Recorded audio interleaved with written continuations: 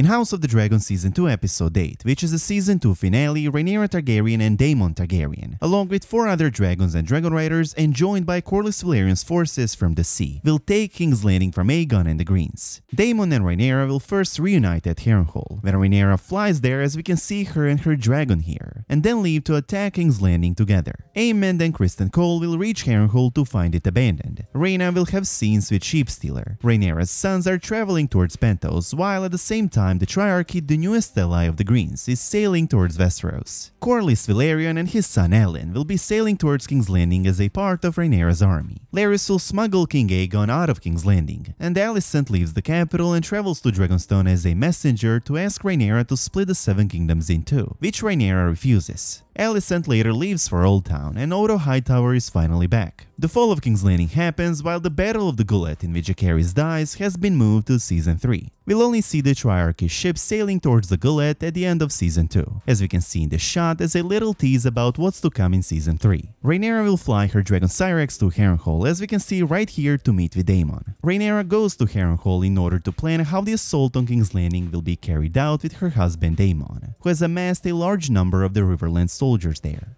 The prelude to the fall of King's Landing is Aemond, Prince Regent and Protector of the Realm, taking out all armies from King's Landing including his dragon Vhagar, and marching to face Daemon at Harrenhal, which leaves King's Landing defenseless. This is an opportunity which Rhaenyra will use to gain the Iron Throne. Daemon abandons Harrenhal when Aemond and Criston begin marching on the Great Castle with a host of Greens. Daemon on Caraxes and Queen Rhaenyra on Syrax fly to King's Landing, joined by Rhaenyra's new dragons and their dragon riders Adam and Seasmoke, Hugh and Vermithor, Ulf and Silverwing, while Jacaerys stays behind with Wormax and Baela with Moondancer to protect Dragonstone. The fleet of the Sea Snake, Lord Corlys Velaryon, also sails for King's Landing and arrives to the east of the Blackwater Bay. The sight of Daemon on Caraxes and Rhaenyra on Syrax over King's Landing sends the city into a panic. The Greens try to send riders to bring back Aemond and ravens to lead lords, but their efforts are quickly stopped. Unknown to the Greens is that the Gold Cloaks, the city watch of King's Landing, have turned. The Gold Cloaks have always been loyal to Daemon, who had once been their leader. When Grand Maester Orwyle goes to dispatch ravens, he is beaten and bound by Gold Cloaks as he arrives in his chambers. The 7 commanders of the city gates who have been chosen for their loyalty to King Aegon are either imprisoned or killed the moment Daemon and Caraxes are spotted over the Red Keep. There's a battle for King's Landing, but it's pretty much one-sided and the city falls within a day. King Aegon escapes the fall of King's Landing. He's smuggled out by Larys Strong. Aegon disguises as one of the small folk and escapes on a fishing boat, later arriving on Dragonstone, where he convinces several blacks to defect and help him take the island. During the fall of Dragonstone, he fights Princess Baela Targaryen, both of them mounted on dragons. Otto Hightower and Jesper Wilde are executed for treason, but the show might change Otto's death with Helena's. Lords Rosby and Stokeworth try to switch their allegiances back to Rhaenyra, but she refuses and orders their executions. While this is happening at King's Landing, at Harrenhal, Aemond and Criston finally arrive to find the castle empty, thinking they gained the upper hand. At first, Aemond sees this as a great victory, but he's outraged upon learning that Daemon has flown away on Caraxes to aid Rhaenyra with the fall of King's Landing. After recapturing Harrenhal, Aemond orders the deaths of Sir Simon Strong and his kin.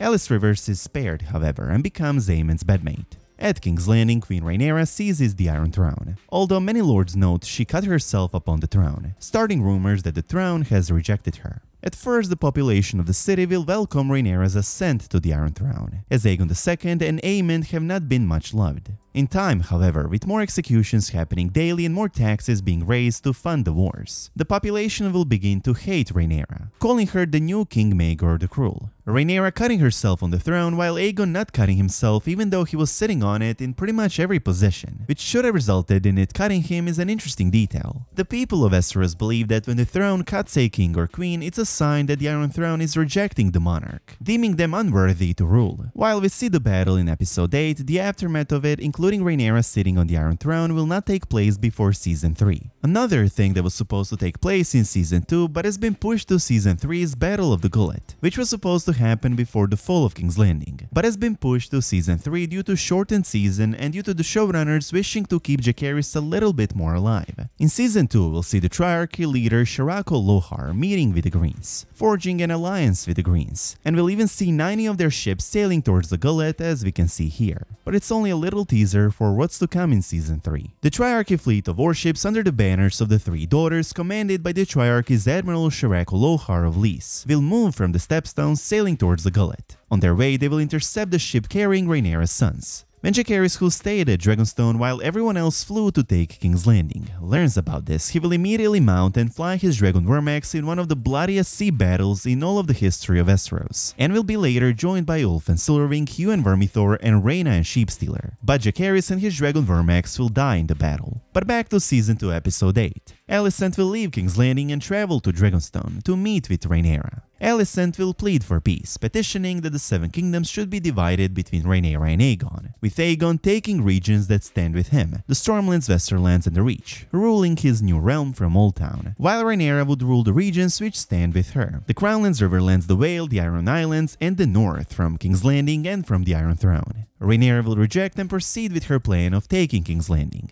The same proposal and conversation happens in the book as well, but at King's Landing, and after the capital has fallen to Rhaenyra. In Episode 8, we'll also see Rhaena fly Sheepstealer and deciding to join the rest of the Team Black instead of going with Rhaenyra's children that she sent away to Pentos, and to at least ensure their safety until they reach their destination, which in the show will be a reason Rhaenyra starts to resent Rhaena, as this choice will ultimately cost Rhaenyra her children's lives as well as their dragons. In the Season 2 finale, Rhaenyra's children with a small dragon are traveling to Pentos following Rhaenyra's instructions, but Rhaena is not protecting them herself as she promised she would. Instead of going with them, Rhaena, who will claim the wild dragon Sheepstealer and replace Nettles on the show, will fly away to join everyone at King's Landing. This will turn out to be a grave mistake as the Triarchy's ships are sailing straight towards them. The Triarchy is an alliance of the free cities of Myr, Lys and Tyrosh. We saw them fighting against Daemon at the Stepstones. Next we know is that Otto Hightower is back and is going to have a few scenes in Episode 8. In the book, after Rhaenyra and the Blacks take King's Landing, Otto is the first to be beheaded as a traitor, but on the show they might change his death with Helena's, although it would not be Rhaenyra who kills her. Alicent's story is changed from the book, and instead of being at King's Landing when the city falls and taken by Rhaenyra, she visits Rhaenyra at Dragonstone. House of the Dragon Season 2 finale will see Rhaenyra and Alicent meet again, Rhaenyra flying to Harrenhal to reunite with Daemon and plan how to take King's Landing,